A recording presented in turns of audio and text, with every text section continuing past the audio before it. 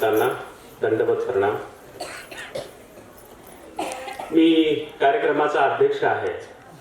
मला काही विषय दिलेला नाही, त्याच्यामुळं वेळही मला दिलेला नाही.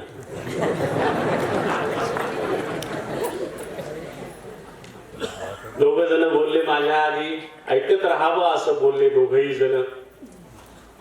शिर्डे बाबांना आज मी पहिल्यांदा ऐकलं.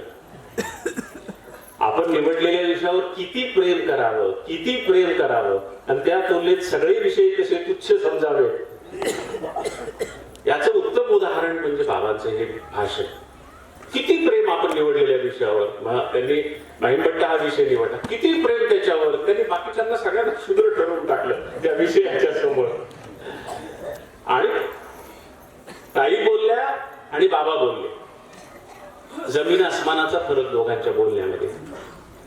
ताई 45 मिनिटं जे बोलल्या संथ गतीनं, ते बाबांच्या स्पीड मध्ये 5 मिनिटात बोलणं होतं. इतकी बाबांची स्पीड आहे बोलण्याची. आणि माहीम भट्टाच्या चरित्राचं पण भागवत करता येतं.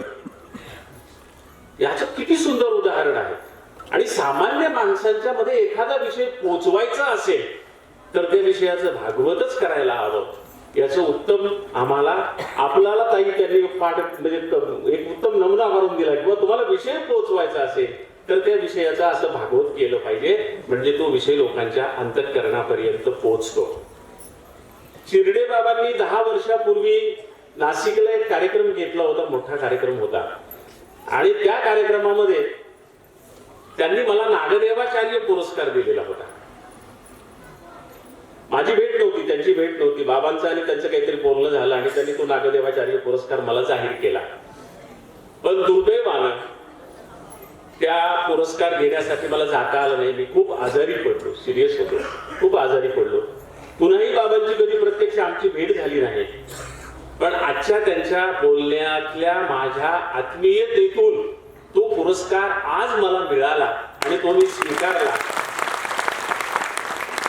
असं मला वाटतं. ते म्हणतात त्याप्रमाणे आम्ही बाबुळगावकर बाबांचे अनुज आहोत, त्यांची मुलं आहोत या क्षेत्रातली. ते मोठा मुलगा आहे, मी लहान मुलगा आहे. ते आता त्यांना भाऊ म्हणता येत नाही कारण ते संन्यासी आहेत, मी गृहस्थ आहे. नाहीतर म्हटलं असतं, पण गुरुभाऊ म्हणायला काही हरकत नाही. तर आम्ही दोघ जण गुरुभाऊ आहेत. मध्यंतरी औरंगाबादहून म्हणजे सध्याच्या संभाजीनगरहून परभणीकडे मी निघालो की बाबांना एक फोन करत असतो, बाबा तुम्ही गडावर आहात काय किंवा लाडगावला आहात काय. ते जर असतील तर आवर्जून मग येता येता त्यांच्याकडे कॉफी घेत असतो, एखादा तास थांबत असतो, मग पुढे परभणीकडे निघत असतो. त्यावेळी फोन केला तर बाबा म्हणाले, हो पण मी लाडगावला नाही, गडावर आहे. फार दिवसानंतर बाबांसोबत मी गड पाहिलेला नव्हता. मला आनंद वाटला. म्हटलं बाबा मी गडावर येतो. ते म्हणाले या. आणि मग गडावर चढताना मला जे दृश्य दिसलं ते जरा वेगळं होतं. म्हटलं बाबा एकटे दिसत नाहीत गडावर, कारण त्या डोंगराच्या आजूबाजूला झाडाझुडपाखाली तरुण मुलं बसलेली होती. ती पोथी वाचत होती, अभ्यास करत होती. म्हटले काहीतरी वेगळं दृश्य दिसते. आणि वर गेल्या गेल्या लक्षात आलं की बाबांनी एक व्यासपीठ तयार करून ठेवलेले आहे. कार्यक्रमाची तयारी आहे, सगळे शिष्य बसवलेले आहेत आणि एक कार्यक्रम करायचा आहे. कार्यक्रम काय आहे तर बाबांनी सांगितले एका पुस्तकाचं तुमच्या हस्ते प्रकाशन करायचंय. मला असं अचानक कसं काय ठरवलं तर म्हणजे नुकतंच ते पुस्तक तयार झाले. अमृत सरोवर नावाचं ते पुस्तक होतं. काय पुस्तक होतं तो प्रसंग इथं सांगण्याचं कारण काय तर अमृते बाबा नावाचे जे महंत आहेत ते त्यांच्या शिष्यांना घेऊन त्या गडावर 1 महिनाभरासाठी आले होते. बाबांनी त्यांना बोलवलं होतं आणि त्यांच्या मार्गाचं दैनंदिन क्षणोक्षणीचं आचरण त्यांनी जे पाहिलं, पारंपरिक पद्धतीचं त्यांचं सगळं आचरण पाहिलं आणि बाबा इतके खुश झाले की उत्स्फूर्तपणे त्यांना एक कविता सुचली आणि 150 कडव्यांची ती कविता त्यांनी लिहून लगेच त्याचं पुस्तक तयार केलं होतं आणि ते नुकतंच त्यांच्या हातात आलं होतं. आणि ते म्हणाले की या पुस्तकाचं प्रकाशन तुमच्या हस्ते करायचं आहे. पुस्तक न वाचता त्याचा प्रकाशन करायचं कसं आम्हाला समोरचा प्रश्न होता. पुस्तकावर काय बोलणार, पुस्तकावर बोललं पाहिजे ना. पण पुस्तक तर वाचलेलं नव्हतं. बाबांनी मला थोडक्यात कल्पना सांगितली, त्याचं प्रास्ताविक आधी केलं. आणि मग मी माझ्या गावात माझ्या लहानपणी जे आता अमृते बाबा त्यांचे आजीगुरु त्यांचा मार्ग यायचा आणि लहानपणी मी त्यांना पाहिलेलं होतं. त्यांच्या काही आठवणी मी सांगितल्या आणि त्या पुस्तकाचं प्रकाशन केलं. नंतर ते अमृत सरोवर नावाचं पुस्तक मी वाचलं, पुन्हा वाचलं. आज इकडे येताना पुन्हा गाडीत मी ते तिसऱ्यांदा वाचलं की का बाबांना या माणसावर एवढी दीर्घ कविता लिहावीशी वाटली अमृते बाबांवर. तर त्या बाबांचं जे आचरण आहे त्या आचरणाचा उत्तम नमुना म्हणून त्यांना पंथासमोर ठेवायचं आहे. त्यांच्या आश्रमातली सगळी मुलं, बाबांच्याकडं गाडी नाही, बाबांच्याकडं 100 मुलं आहेत, ब्रह्मविद्येचा अभ्यास करतात, कुणाकडेही मोबाईल नाही. सर्व मार्गामध्ये मिळून एक छोटासा मोबाईल आहे, त्याच्यावर दृश्य दिसत नाही. त्या मोबाईलवर फक्त कुणाचे महत्वाचे संदेश आले तर तेवढेच घेण्याची सुविधा आहे. तो मोबाईल कुणाच्याही त्या विद्यार्थ्यांच्या हातात दिला जात नाही. एखाद्या विद्यार्थ्याच्या हातात चुकून मोबाईल दिसला तर बाबा घेऊन तो फोडून टाकतात, त्या विद्यार्थ्याला मारतात आणि नंतर त्या विद्यार्थ्याच्या पाठीवर हात फिरवून त्याला तू कशी चूक केली ते समजून सांगतात.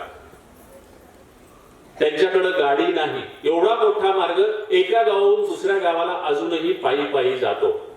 सगळे विद्यार्थी अभ्यास करतात, पहाटे 3 वाजता उठतात, 4 वाजता तयार होतात, ब्रह्मविद्या अभ्यासाला बसतात. बाबा त्यांना अभ्यास देतात. चुकणाऱ्या विद्यार्थ्यांच्या पाठीवर धपाटा बसल्याशिवाय राहत नाही, नंतर मायेचा हातही दिल्याशिवाय राहत नाही. एका गावात जास्त दिवस राहत नाही आणि त्या सगळ्यांना लागणारं जेवणाचं संध्याकाळचं जेवण पोर म्हणजे विद्यार्थी स्वतः करतात. फक्त बायांनी राबावं स्वयंपाकात हे त्यांना मान्य नाही. सगळी सोबतची जी पोरं आहेत ते पोरं मिळून संध्याकाळचा स्वयंपाक करतात. सकाळी सगळे आजूबाजूच्या खेड्यात जाऊन भिक्षा मागून येतात आणि सगळे मिळून एकत्रित जोडी दृष्टीपूत करून जेवण करतात. हे सगळं आदर्श आजच्या पंथीयांनी घ्यावा म्हणून बाबांनी ते पुस्तक लिहिलेलं आहे आणि ते पुस्तक मला फार आवडलेलं आहे. तसंच बाबा तुम्ही आता एकदा गृहस्थांनी कसं वागावं तसं लिहिलेलं आहे तुम्ही. त्याचं पण मॉडेल, त्याचा पण एक नमुना त्यांच्या समोर ठेवून द्या. जसे आपले गृहस्थ बिचारे खूप चांगले वागतात, खूप श्रद्धा भावानं वागतात, खूपच चांगलं वागतात. काही ग्रस्तांच्या मी घरी गेलो आणि मला म्हणतांपेक्षा ते ग्रस्त जास्त पुण्यवान आणि पवित्र वाटले. त्यांच्या घरच्या पोथ्या, त्यांच्या घरची देवपूजा ही कुठल्याही म्हणतापेक्षा जास्त चांगली वाटली. आमचे सुधाकर मेंगर पारशिवनीला मागच्या महिन्यात त्यांच्याकडे कार्यक्रमाला गेलो, सकाळी घरी जेवायला त्यांच्याकडे गेलो, तेव्हा त्यांचं घर, त्यांची देवपूजा, त्यांच्या पोथ्या पाहिल्यानंतर मला असं वाटलं की ह्याच्यात काय कमी आहे, कुठल्याही म्हणतापेक्षा हे कमी नाहीये.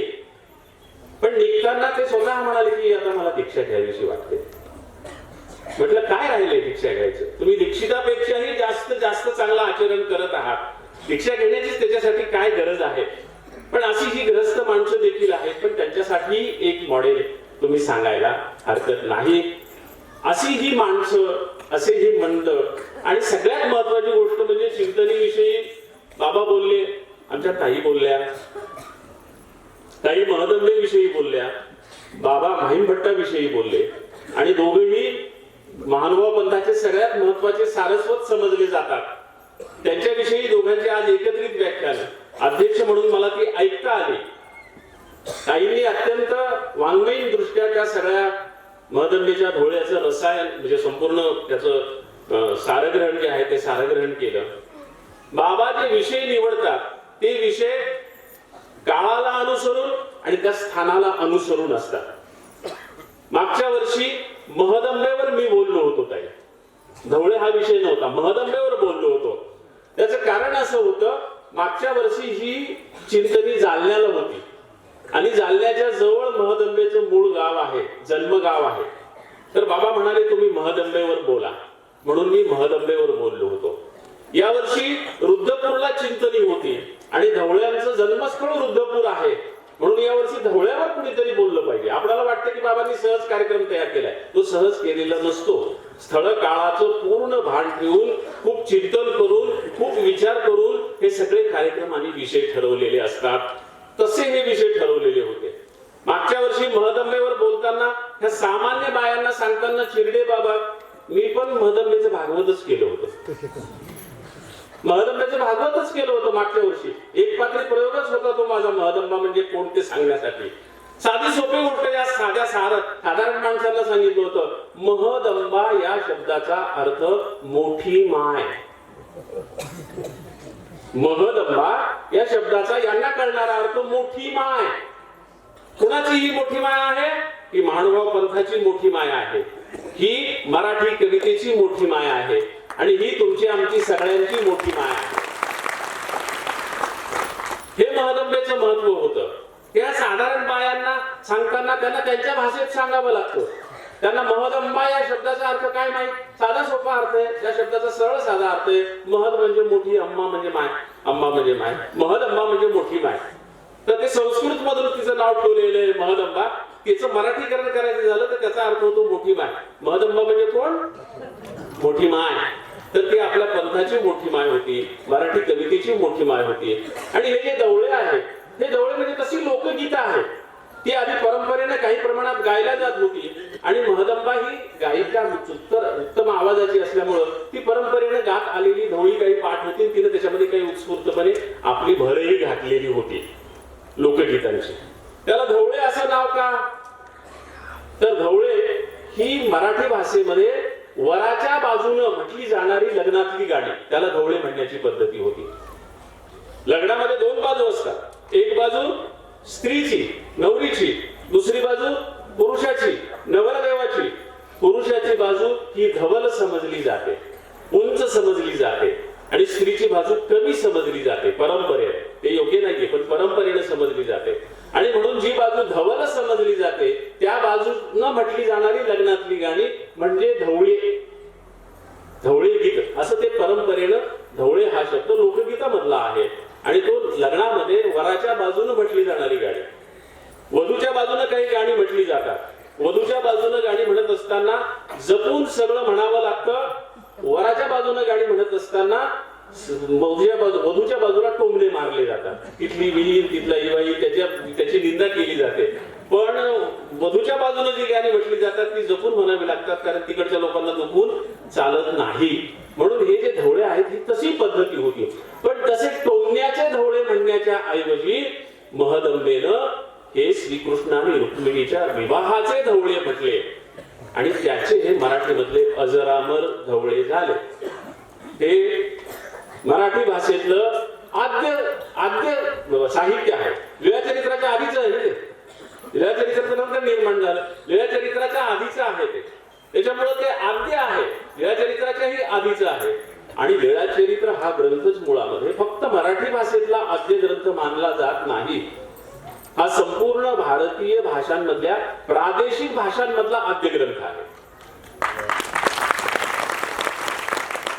म्हणजे संस्कृत मधले ग्रंथ, त्याच्यानंतर आलेल्या प्राकृत मधले ग्रंथ, त्याच्यानंतर ज्या प्रादेशिक भाषा आल्या, ज्या साहित्य अकादमीने आज 30 भाषांना मान्यता दिलेली आहे प्रादेशिक भाषा म्हणून, तेलुगू, तामिळी, कानडी, पंजाबी, आसामी, बंगाली, या भाषा ज्या आहेत, ह्या ज्या प्रादेशिक भाषा आहेत, या प्रादेशिक भाषांमधलं पहिलं काव्य म्हणजे ही महदंबेची ढवळे आहेत. त्याच्या आधी कुठल्याही प्रादेशिक भाषेमध्ये कविता लिहिल्या गेलेली नव्हती किंवा कागदावर उतरवल्या गेलेली. लोकगीतं तर होतीच, लोकगीतं परंपरेने हजारो वर्षापासून माणसं म्हणत होती, पण कागदावर उतरवली गेलेली प्रादेशिक भाषांमधली ती पहिली कविता होती. पृथ्वीराज रासो हा हिंदी मधला ग्रंथ, हिंदी मधला सगळ्यात आधीचा ग्रंथ समजला जातो. तो ढवळ्यानंतर 200 वर्षांनी लिहिलेला आहे. ढवळ्यानंतर 200 वर्षांनी लिहिलेला आहे. म्हणजे हिंदी भाषेपेक्षा मराठी भाषा 200 वर्ष जुनी आहे. आणि त्याच्यामुळं त्या भाषेला एक काव्याचं रूप देणारं, एक ग्रंथचं रूप देणारी महदंबा ही आपली मराठी कवितेची मोठी माय आहे. त्या अर्थानं आम्ही म्हणतो, त्या अर्थानं हे सगळं मी सांगत होतो. या दोघांच्या भाषणाविषयी अध्यक्ष म्हणून मला जेवढं बोलायचं होतं तेवढं बोलून झालेलं आहे. थांबायचं असेल तर थांबून जातो.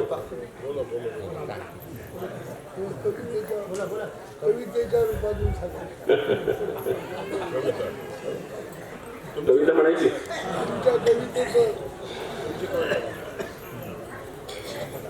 इथे समोर बसलेले माझे सगळे शेतकरी बाप आहेत.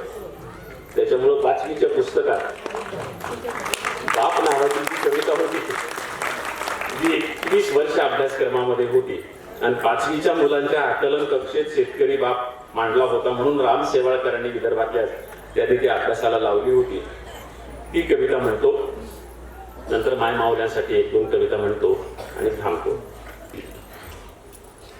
शेतामधी माझी खोपतीला बोराटीची झाप, शेतामधी माझी खोपतीला बोराटीची झाप, तिथं राबतो कष्ट तो माझा शेतकरी बाप, लेतो अंगावर चिंध्या खातो मिरची भाकर, काढी उसाची पाचट जगा मिळाया साखर, लेतो अंगावर चिंध्या खातो मिरची भाकर, काढी उसाची पाचट जगा मिळाया साखर, काटा त्याच्याच कापाई त्यानं काय केलं पाप, काटा त्याच्याच कापाई त्यानं काय केलं पाप, शेतामध्ये माझी खोपतीला बोराटीची झाप, तिथं राबतो कष्ट तो माझा शेतकरी बाप,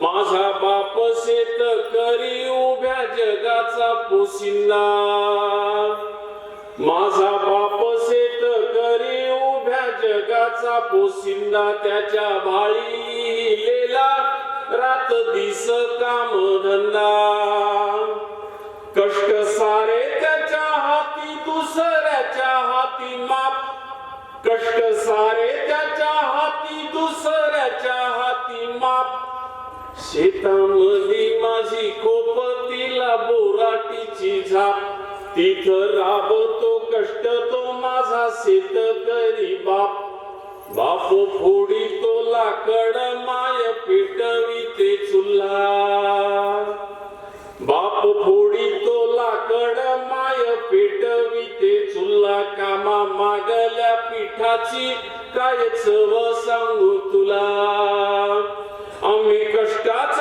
खातो जग करी हा पाहाप, आम्ही कष्टाच खातो जग करी हा पाहाप, शेतामध्ये माझी खोपतीला बोराटीची झाप, तिथं राबतो कष्ट तो माझा शेतकरी बाप, शेतामध्ये माझी खोपतीला बोराटीची झाप, तिथं राबतो कष्ट तो माझा शेतकरी बाप, माझा शेतकरी बाप.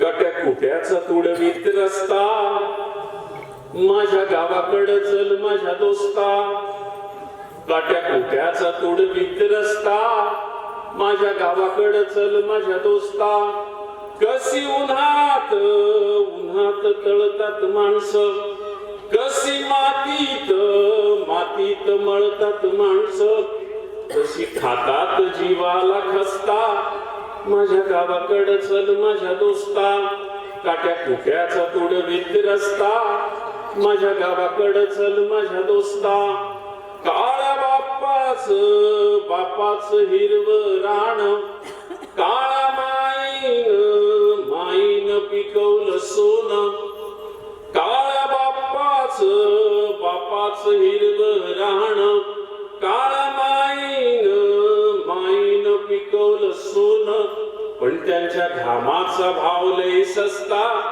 माझ्या गावाकडं चल माझ्या दोस्ता, काट्या कुट्याचा तुडवीत रस्ता, माझ्या गावाकडं चल माझ्या दोस्ता, इथं डब्यात तुला साखर लागते गोड, तिथं शेतात माझ्या बापाच्या हाताला फोड, इथं डब्यात तुला साखर लागते गोड, तिथं येतात माझ्या बापाच्या अंगाला फोड, पण भाव ठरतो त्याला न पुसता, माझ्या गावाकडं चल माझ्या दोस्ता, काट्या कुट्याचा तुडवीत रस्ता, माझ्या गावाकडं चल माझ्या दोस्ता, जेव्हा दुष्काळ दुष्काळ गिरट्या घाली, तेव्हा गावाला कुणी न वाली, जेव्हा दुष्काळ दुष्काळ गिरट्या घाली, तेव्हा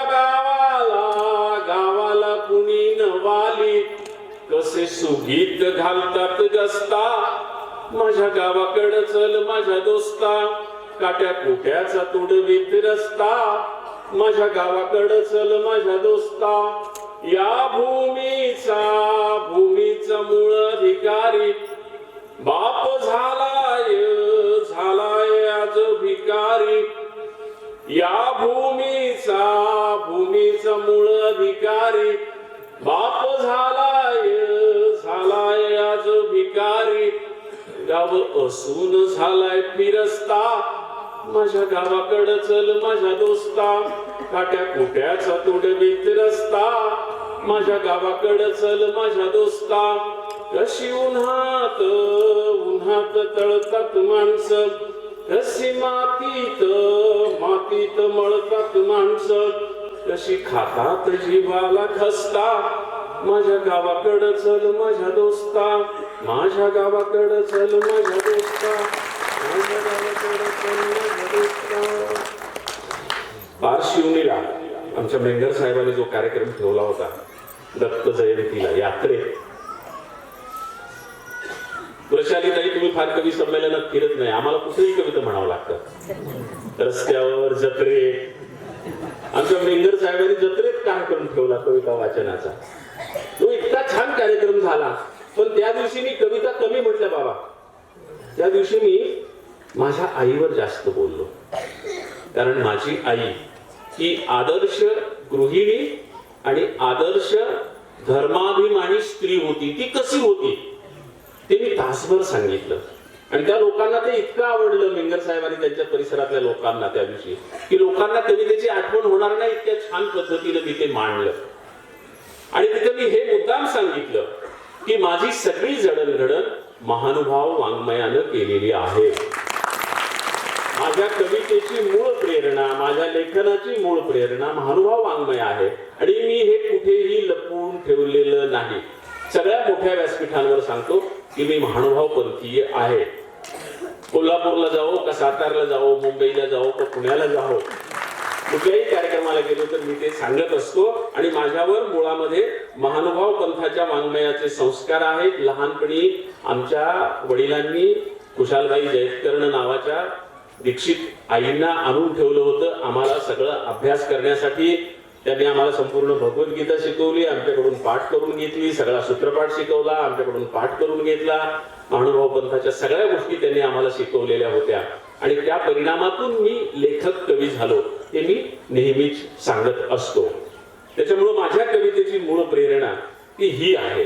मी पहिली कविता कशी लिहिली तेही मी सांगतो की करा चक्रेशाचे ध्यान, ईश तोच खरा जाण, ईश कृपेचा सागर, नको घेऊ रे माघार, श्रद्धा ठेव पायावर, भव सागरा दुस्तर, तरण्यास नाम थोर, दास म्हणे इंद्रजीत, दूर करी देवा स्वार्थ, दास म्हणे इंद्रजीत, दूर करी देवा स्वार्थ. अशा कविता सुरुवातीच्या काळात मी पंथीय भावभक्तीच्या लिहिलेल्या आहेत. मला कविता लिहायला शिकवलं ते संत सत्यप्रेमी वसंत तोंडोळीकरांनी. आणि मला कविता लिहिली ही मी आधी, त्यांनी मला ती दुरुस्त करून दिली आणि दुसरी कविता मी त्यांच्यावरच लिहिली. अभंग कवित्व करावे ते कैसे, ठाऊक नव्हते मज प्रती, मज एके दिनी योगा योगा आला, श्रेष्ठ पुरुष आला शरण गेलो, श्रेष्ठ पुरुष ते ठाऊक का तुम्हा, काव्यदान आम्हा दिले त्यांनी, संत सत्यप्रेमी नाम हो जयाचे, मज बालकाचे गुरुजी ते. अशी मी कविता त्यांच्यावर तेव्हा लिहिलेली होती आणि ती कवितेतच लिहून ठेवली की माझा कवितेतला गुरु कोण आहे ते. त्याच्यामुळं पंथाचे माझ्यावर खूप उपकार आहेत, त्यांचे संस्कार आहेत. आणि नंतर मग मी वारकरी संप्रदायाचं साहित्य वाचलं, रामदासी संप्रदायाचं साहित्य वाचलं, सगळं साहित्य समजून घेतलं, सगळे धर्म समजून घेतले, सगळ्यांची तत्वज्ञान समजून घेतली. तो नंतरचा भाग. पण पहिला संस्कार माझा महानुभाव वाङ्मयाचा आहे, त्याच्यातून मी लेखक कवी म्हणून घडलो. आता दोन कविता ह्या माय माऊल्यांसाठी, दोन कविता छोट्या छोट्या, खरं तर एकच कविता आहे. या आधीच्या ज्या दोन कविता म्हटल्या त्या बाहेर व्यासपीठावर कविता म्हणताना बाबा एक एक कविता म्हणायला मला अर्धा पाऊण तास लागतो. पण इथे मी फक्त त्यांचं सादरीकरण जे असतं प्रेझेंटेशन ते मी केलं नाही. तसंच ह्या कवितांचं सुद्धा बाकीची काही पार्श्वभूमी सांगण्याच्या ऐवजी एवढंच सांगतो की खेड्यातली एक गरीब माय आहे. तिला 4 लेकी आहेत. पहिली लेक चांगल्या घरी दिली, दुसरी लेक चांगल्या घरी पडली, तिसरी लेक चांगल्या घरी पडली, चौथी लेक चांगल्या घरी पडत नाही. आता बाहेर पुण्या मुंबईला हे सांगत असताना तिथले लोक म्हणतात पडली म्हणजे काय? पडली म्हणजे दिल्या गेली त्या घरामध्ये, चांगल्या घरात पडली बाबा मुलगी असं म्हणतात. तर ते म्हणतात पडली असं कसं काय? ती बोलण्याची भाषा आहे. एक मुलगी चांगल्या घरात पडत नाही. आईचा सगळा जीव त्या मुलीमध्ये गुंतलेला असतो. आईला वाटतं तिनं पुन्हा पुन्हा माहेराला यावं आणि आपल्या हातचा पाहुणचार घेऊन जावा, म्हणून आई मुलीला निमंत्रण देते. ती अर्धी कविता. आणि मुलगी आईला उत्तर देते, ती अर्धी कविता. अशी ती खरं म्हटलं तर एक कविता, म्हटलं तर 2 कविता. आई निमंत्रण देते मुलीला, उभ्या उभ्या आड रातर येऊन जाय ग लेकी. उभ्या उभ्या आड रातर येऊन जाय ग लेकी. तिथं आता सुरू असल उन्हाचा कहार, इथं आता पिकली ग आंबेराई फार. इथं आता सुरू असल उन्हाचा कहार, इथं आता पिकली ग आंबेराई फार. रसाळीचे 4 आंबे खाऊन जाय ग लेकी. उभ्या उभ्या आड रातर येऊन जाय ग लेकी. विहिनीच्या टोमण्यानं कान पिकला असल, रोज रोज चटणी भाकर जीव इटला असल. विहिनीच्या टोमण्यानं कान पिकला असल, रोज रोज शिळी भाकर जीव इटला असल. तुपासंग पुरणपोळी खाऊन जाय ग लेकी. उभ्या उभ्या आड रातर येऊन जाय ग लेकी. रातन दिस काम तुला इसावा बी नसल, रातन दिस काम तुला इसावा बी नसल. लंबे लंबे बाल तुहे गुत्ता झाला असल. रातन दिस काम तुला इसावा बी नसल, लंबे लंबे बाल तुहे गुत्ता झाला असल. मायेच्या हातानं न्हावून जाय ग लेकी. उभ्या उभ्या आड रातर येऊन जाय ग लेकी. संग मंग गुज बोलू रात जागून काढू. आड रात्र म्हणजे एका मुक्कामापुरती का होईना, रात्र आडवी जाण्यापुरती का होईना, अशा अर्थानं तो आड रात्र शब्द आहे. संग मंग गुज बोलू रात जागून काढू. आनंदानं हसू दोघी आनंदानं रडू. संग मंग गुज बोलू रात जागून काढू. आनंदानं हसू दोघी आनंदानं रडू. सकुनाचा हिरवा चुडा लेवून जाय ग लेकी. उभ्या उभ्या आड रातर येऊन जाय ग लेकी. उभ्या उभ्या आड रातर येऊन जाय ग लेकी. कारण आईजवळच आपण सगळ्या सुखाच्या दुःखाच्या पोड्या उकलत असतो, बरोबर आहे ना? माई पुढी उकलते सुखा दुःखाच्या पुड्या, बाकी मग सगळं सहनच करणं असतं सुरू. त्या जात्यावर बाई जेव्हा दळायला बसायची तेव्हा त्या जात्याला ती म्हणायची, खूप दिवस तिला माहेरला जायला मिळायचं नाही, मग दुःख कोणाला सांगायचं? तर ती सगळी जात्याला दुःख सांगायची त्या ओव्यांमधून. त्या जात्याला म्हणायची, जात्या तू ईश्वरा कोण्या डोंगराचा ऋषी. जात्या त्याला ईश्वर म्हणायची. जात्या तू ईश्वरा कोण्या डोंगराचा ऋषी. माहित नाही त्या वडारानं कुठल्या डोंगरातून तुला काढून आणलेला आहे. जात्या तू ईश्वरा कोण्या डोंगराचा ऋषी. माईवानी काळीज उकलिते तुझ्यापाशी. माईवानी काळीज उकलिते तुझ्यापाशी. असं ती जात्याला म्हणते की जसं मी माईजवळ गेल्यावर माझं काळीज उकलून दाखवते, तसं ही जात्या मी तुझ्याजवळ आले की मी माझं काळीज उकलून दाखवत असते.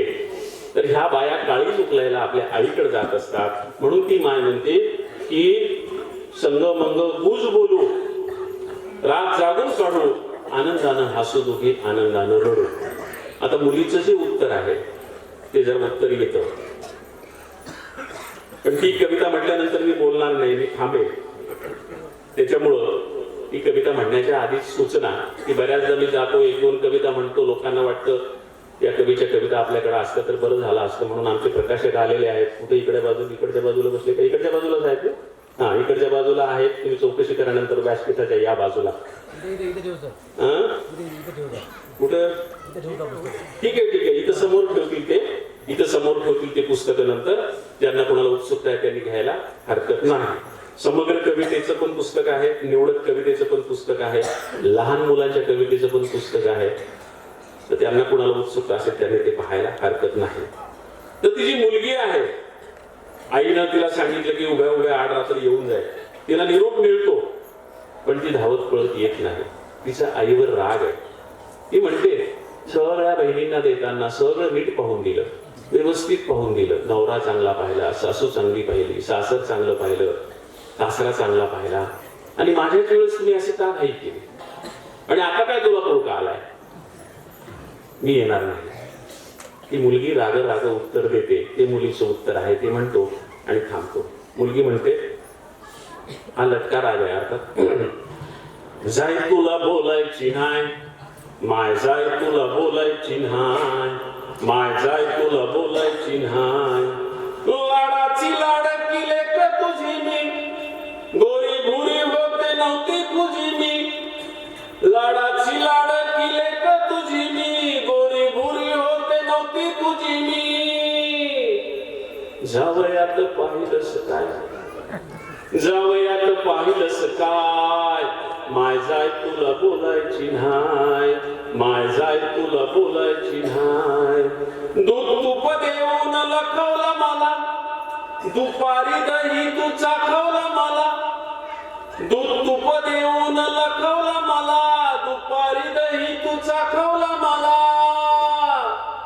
पण इथं सासूची खाल्ली हाय, सासूची खाल्ली हाय, माय जाय तुला बोलायची नाही माय, जाय तुला बोलायची नाही. बापाची दाढी लुचायची मी, पटक्याला तोंड पुसायची मी. बापाची दाढी लुचायची मी, पटक्याला तोंड पुसायची मी. आणि इथं सासऱ्याची डिवते गाय, सासऱ्याची डिवते गाय, माय जाय तुला बोलायची नाही माय, जाय तुला बोलायची नाही.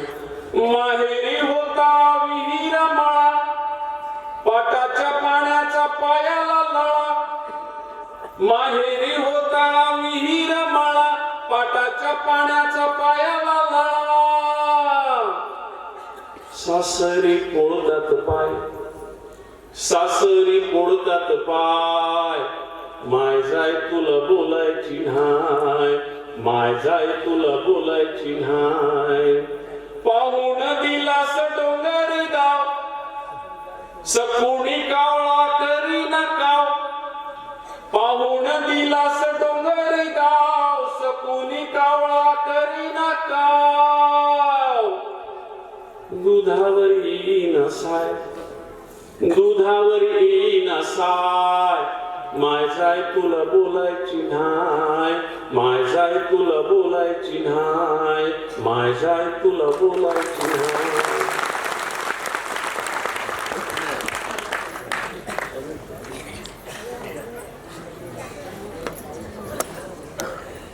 सांगितल्याप्रमाणे चिंतनीचा आमचा, मला असं वाटतं एका कविता मी जायचं द्यायला म्हटली होती, चिंतनी ही काय आहे. बाबांना ती कविता आवडली होती. त्याच्याही अगोदरपासून चिंतनीशी माझा जिव्हाळ्याचा संबंध आहे. तर त्या निमित्तानं आज बाबांनी आजच्या या सत्राचा आभार प्रदर्शनाची सेवा एक चिंतनीचा सदस्य या नात्यानं माझ्याकडे सोपवली आहे. माझे ज्येष्ठ गुरुबंधू आहेत. आदरणीय श्रद्धे बाबांच्या वतीने, या चिंतनी परिवाराच्या वतीने मी आभार प्रदर्शनासाठी उभा आहे. आज मी सुरुवातीला जेव्हा आलो तेव्हा आदरणीय कवयित्री डॉक्टर वैशाली किन्हाळकर यांचं अत्यंत चिकित्सक सविस्तर महदंबीचे ढवळे या विषयावर मर्मस्पर्शी व्याख्यान झालं. त्याबद्दल चिंतनी परिवाराच्या वतीने त्यांचे मनपूर्वक आभार व्यक्त करतो. आणि आदरणीय परमपूज्य गुरुबंधू पट्टाधिष्ठित महंत श्री भागवताचार्य महंत चिरडे बाबा, कधी कधी ते पाहिलं चिकतात. आता तो त्यांचा माझा एक वेगळा अधिकाराचं नातं आहे. त्यांनी अत्यंत जिवंतपणे माईन भट्ट आपल्या समोर उभे केले.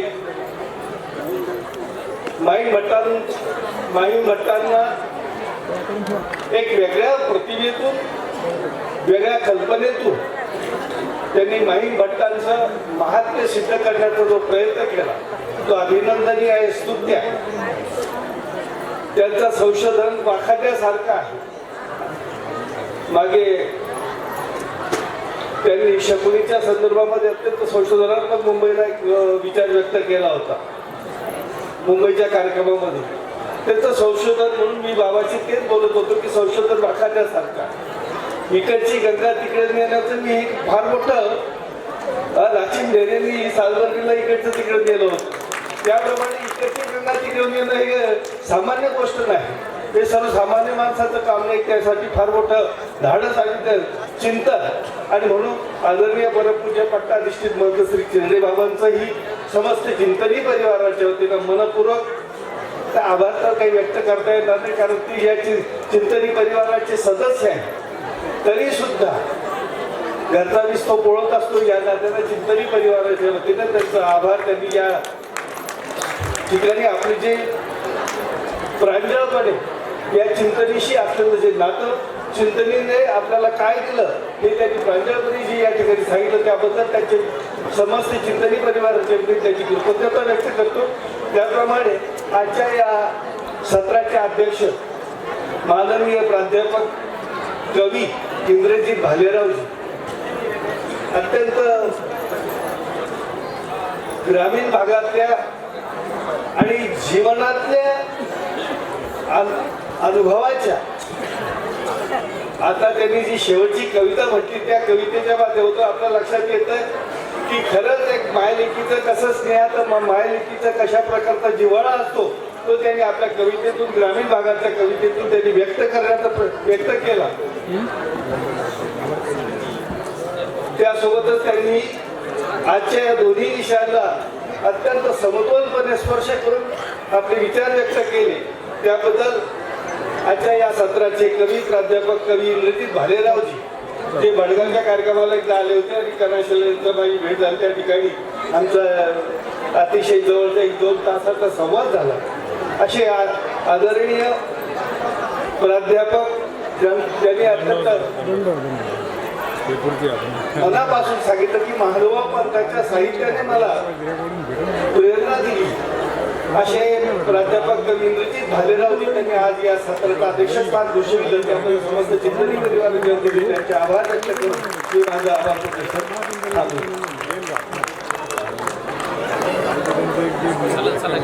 धन्यवाद. यानंतर आदरणीय जी शिंदे नागपूर ग्रामीण